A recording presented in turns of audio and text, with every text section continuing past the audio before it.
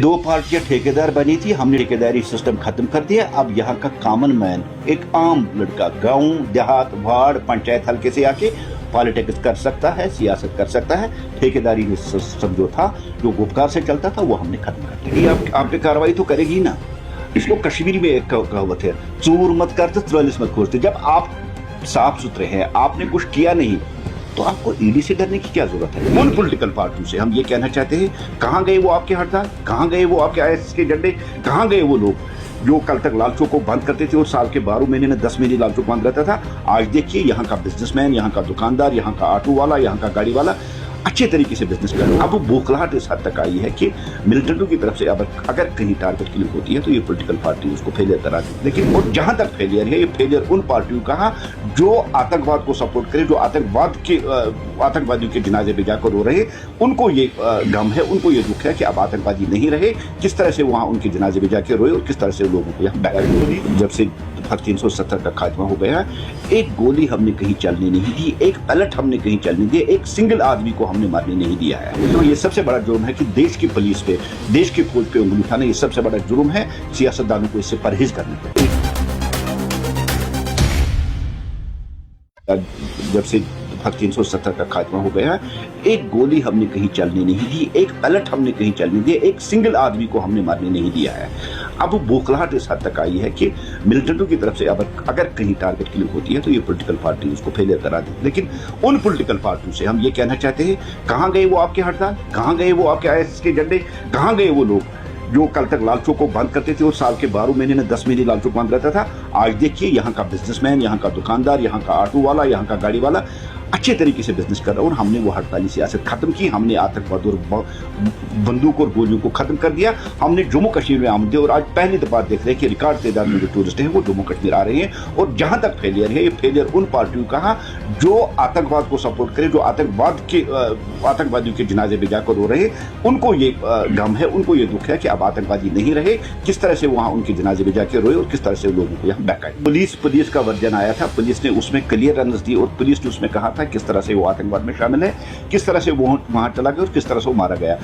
ये काम जो कहीं आतंकवादी कौन है, आतंकवादी कौन नहीं है, कौन मिलिटेंट है, कौन टारगेट किलिंग कर रहा है, कौन नहीं कर रहा है, हमें इस पुलिस पे छोड़ना चाहिए। इस पे पॉलिटिक्स नहीं करनी चाहिए। देश की एकता, देश की अखंडता का सवाल है। मैं समझता हूँ ये सबसे बड़ा जुर्म है कि देश की पुलिस पे, देश की फौज पे उंगली उठाना, ये सबसे बड़ा जुर्म है। सियासतदानों को इससे परहेज करना है। ईडी आप पे कार्रवाई तो करेगी ना।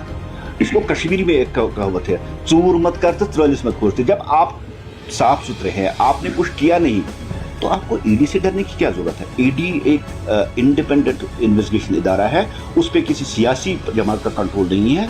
उन्होंने जहां जहां भी चोरियां देखी है वहां वहां उन्होंने छापे डालने हैं और जो इन्होंने 70 साल तक गुनाह किए, उन गुनाहों का इनको हिसाब देना पड़ेगा, चाहे वो ईडी की सूरत में, चाहे किसी की सूरत में। क्योंकि दुनिया जानती है और सारा कश्मीर जानता है किस तरह से इन दो खानदानों ने 70 साल तक कश्मीर को लूटा, कश्मीरियों को लूटा, और किस तरह उन्होंने जम्मू कश्मीर के जड़ों को खोखला कर दिया, जम्मू कश्मीर की बुनियाद को उन्होंने खोखला कर दिया। सारी दुनिया जानती है। अगर आप साफ सुथरे हैं तो आपको ईडी या सीबीआई की सजा की जरूरत नहीं है। आपने जो चोरियां की है, उन चोरियों का आपको हिसाब देना पड़ेगा। हिस्ट्री में कोई चीज जीती है जब वो 2 लोग से 3 लोग हो जाएंगे, माँ बेटा, उसके बाद अगर तीसरा आदमी उनकी पार्टी में आता है तब उनके साथ बात करते हैं। उनकी बात को सीरियस नहीं लेना चाहिए।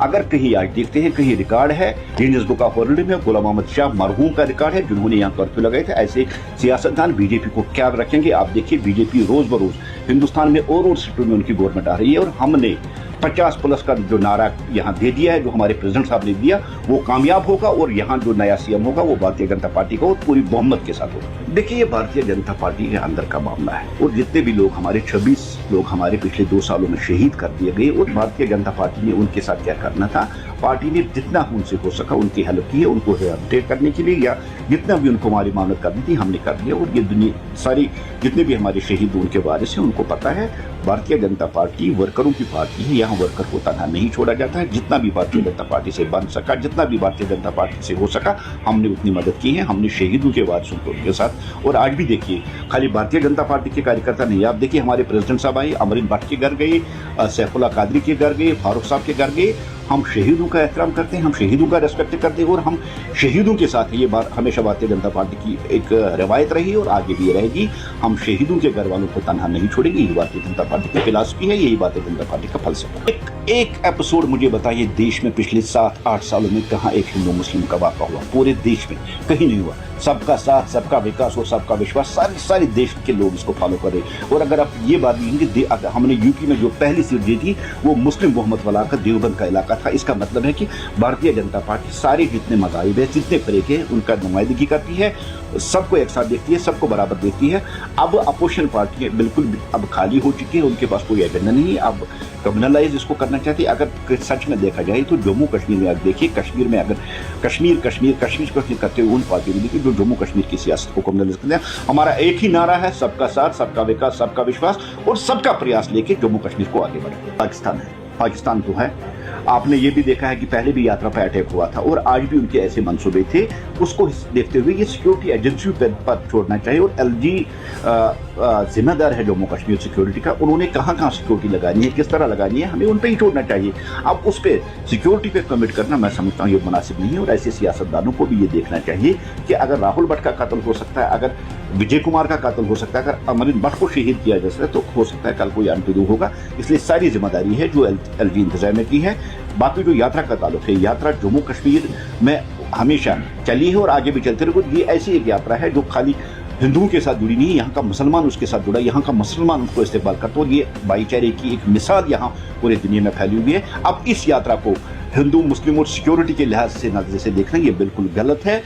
यहाँ यात्रियों की सेफ्टी, यात्रियों की सिक्योरिटी, यात्रियों की हिफाजत एलजी इंतजामिया की सबसे प्रमुखता है और उनकी हिफाजत करना हमारा फर्ज है। इंतजाम पहले भी होते थे और आज भी होते हैं। ये कोई नई बात नहीं है कि यात्रा के वक्त सिक्योरिटी यहाँ सड़कों पे लगाई जाती है, या जो बेस कैंपस चाहे बालतल हो चाहे नुनवन हो, वहाँ सिक्योरिटी का इंतजाम ये पहले भी होता था, आज भी होता है। इसमें कोई नई चीज नहीं आई है।